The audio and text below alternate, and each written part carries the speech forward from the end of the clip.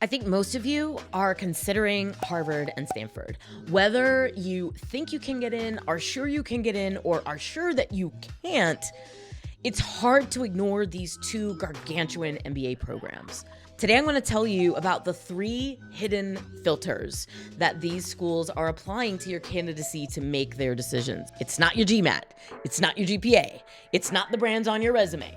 Those are the things that get your application read, but it's far from what actually gets you in.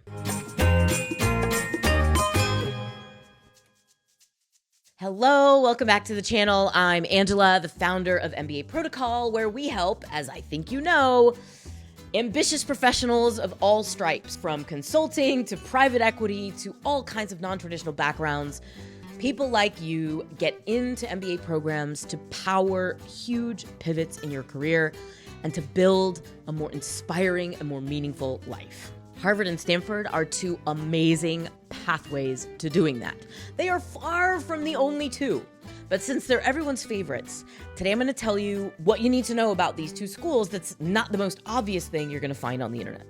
These are lessons that I've learned only through literally 17 years of shaping applications that got into both of these schools.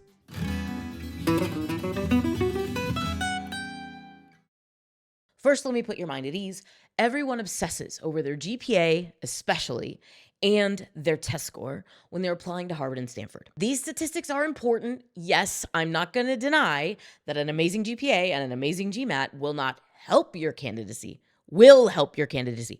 I'm not going to deny they will help your candidacy, because they will help your candidacy, absolutely. But year after year, we've had clients with weak GPAs, very weak, low 3s, not even approaching 4, and low test scores well below the median of these schools gain admission.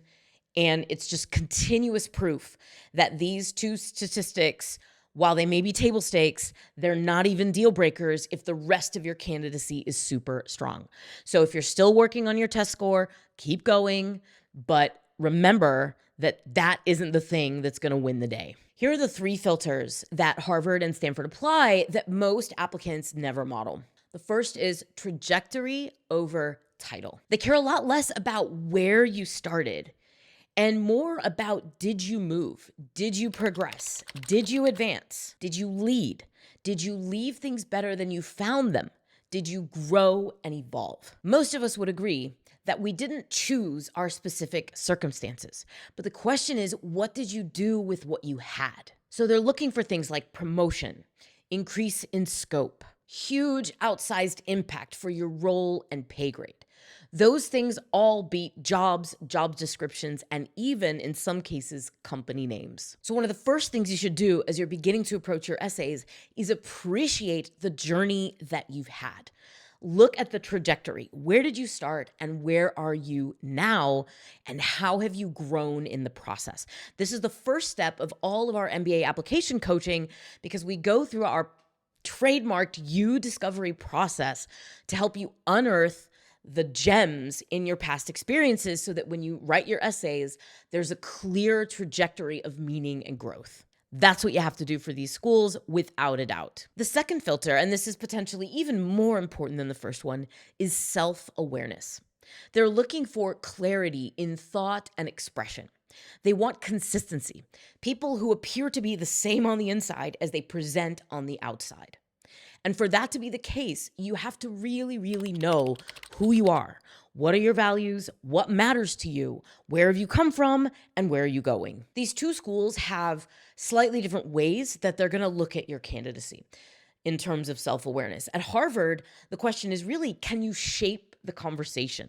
If I put you in a room full of 89 other accomplished business professionals, can you hang there and make a mark? Can you play a role in shaping the conversation? For Stanford, it's slightly different. It's, do you know what you're building and why? What is it that you're out to change?